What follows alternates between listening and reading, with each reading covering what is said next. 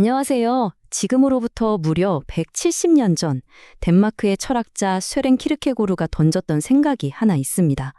그런데 놀랍게도요, 그 오래된 생각이 오늘날 우리에게 그 어느 때보다 더 크게 와닿고 있습니다. 자, 오늘 이 이야기를 함께 깊이 파고 들어가 볼까요? 키르케고르는 아주 이상하게 들리는 이 줄문으로 이야기를 시작합니다. 아니, 새한테서 불안에 대해 뭘 배울 수 있다는 걸까요? 대체 무슨 소리일까요? 오늘 키르케고르의 생각을 차근차근 따라가면서 이 흥미로운 수수께끼를 같이 한번 풀어보겠습니다. 우선 키르케고르라는 인물부터 좀 알아봐야겠죠? 그는 그냥 오래된 책 속에 박제된 철학자가 아니에요. 스스로를 하나님의 스파이라고 불렀던 아주 도발적인 사상가였습니다. 그는 대체 당시에 무엇을 그렇게 꿰뚫어 보고 있었을까요? 키르케고르가 정조준했던 건 바로 19세기 덴마크 사회, 그가 불렀던 기독교 세계였습니다. 당시 덴마크는 모두가 태어나면서부터 그리스도인이 되는 그런 나라였죠. 하지만 그의 눈에는 그게 문제였어요.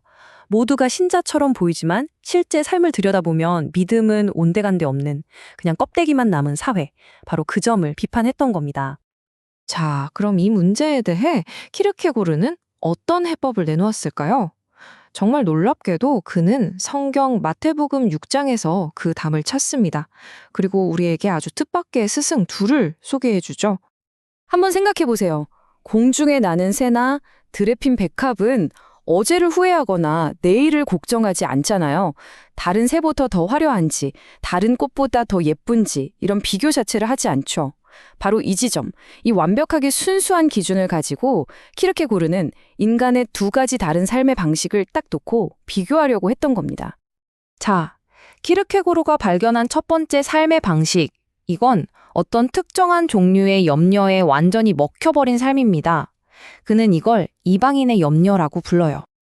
여기서 이방인이라는 단어, 이거 정말 중요해요. 우리가 보통 생각하는 신앙이 아예 없는 사람을 말하는 게 아니에요. 오히려 그 반대죠. 교회 안에 있으면서 나는 신자라고 생각은 하는데 정작 그 마음은 온통 세상 걱정으로 가득 차 있는 사람. 바로 그런 문화적 그리스도인을 콕 집어서 이야기하는 겁니다. 와, 정말 날카로운 말이죠.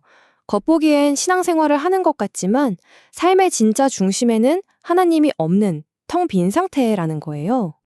이방인의 머릿속은요, 이런 질문들이 끝없이 맴돌아요. 뭘 먹지? 뭘 마셔야 하나? 그리고 가장 중요한 거, 어떻게 해야 부자가 될 수 있을까? 이 질문들이 계속해서 반복되면서 그 사람을 불안의 늪에 빠뜨리는 거죠. 요즘으로 치면 소셜미디어 피드를 끝없이 내리면서 남들과 나를 비교하는 거랑 비슷하달까요? 바로 이 부분에서 키르케고르의 통찰이 정말 빛을 발합니다. 그가 볼 때 이 가난에 대한 염려는요, 진짜 배고파서 하는 걱정이 아니라는 거예요.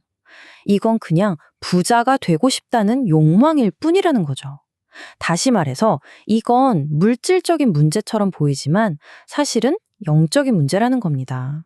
자, 그럼 이 불안한 이방인의 삶과 완전히 반대되는 길은 뭘까요? 이제 키르케고르가 말하는 두 번째 길, 진정한 자유와 풍요에 이르는 길로 가보겠습니다. 진짜 그리스도인이 이 불안의 굴레에서 벗어나는 방법은 어떻게 보면 간단해요. 하지만 아주 심오한 영적인 전환이 필요하죠. 첫째, 지금 나의 물질적 상태, 예를 들어 가난하다면 그 가난을 그냥 받아들입니다. 둘째, 부자가 되게 해달라고 비는 게 아니라 오늘 하루 먹을 양식을 구하죠. 그리고 마지막으로 소유가 아니라 하나님과의 관계 속에서 진짜 부요함을 발견하는 겁니다. 이 표를 보시면 그 차이가 한눈에 들어오죠.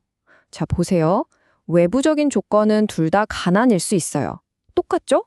하지만 내면의 상태는 완전히 180도 다릅니다. 이방인은 가난하면서 불안에 떨지만 그리스도인은 가난해도 불안하지 않아요. 왜냐? 초점이 다르기 때문이죠. 한쪽은 세상에 부를 줬고 다른 한쪽은 하나님과의 관계에 식중합니다. 그 결과 한쪽은 걱정의 노예가 되고 다른 한쪽은 세상 그 어떤 부자도 가질 수 없는 진짜 부와 자유를 얻게 되는 겁니다. 그렇다면 이 진짜 부는 대체 어디서 오는 걸까요? 키르케고르는 말합니다. 그건 바로 매일매일 하나님을 믿고 감사하는 그 관계 자체에 있다고요. 이건 돈으로 살 수 있는 게 아니잖아요. 그래서 이방인들은 상상조차 할 수 없는 그런 차원의 풍요로움이라는 거죠.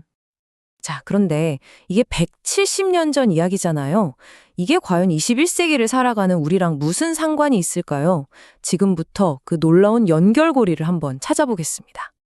이 책을 번역하신 이창훈님의 말이 이 지점에서 아주 큰 울림을 줍니다. 우리는 지금 초연결 시대에 살고 있다. 바로 이겁니다. 생각해보면 우리는 정말 모든 사람, 모든 것과 연결되어 있죠. SNS만 켜면 전 세계 사람들의 소식을 다 알 수 있으니까요. 그런데 바로 그 초연결이 키르케고르가 말했던 비교의 불안을 엄청나게 증폭시키고 있어요. 다른 사람들의 가장 행복한 순간, 가장 성공한 모습만 계속 보다 보면 나는 왜 이럴까 하는 생각이 들 수밖에 없잖아요. 결국 우리는 모든 것과 연결되어 있으면서 정작 우리를 이 불안에서 자유롭게 해줄 단 하나의 중요한 연결은 놓치고 있는 건 아닐까요? 그래서 마지막으로 여러분께 이 질문을 던지고 싶습니다. 이렇게 끊임없이 남과 나를 비교하게 되는 세상 속에서 여러분은 불안으로부터의 자유를 어디에서 찾고 계신가요? 혹은 어떻게 찾아야 할까요? 한 번쯤 깊이 생각해 볼 문제인 것 같습니다.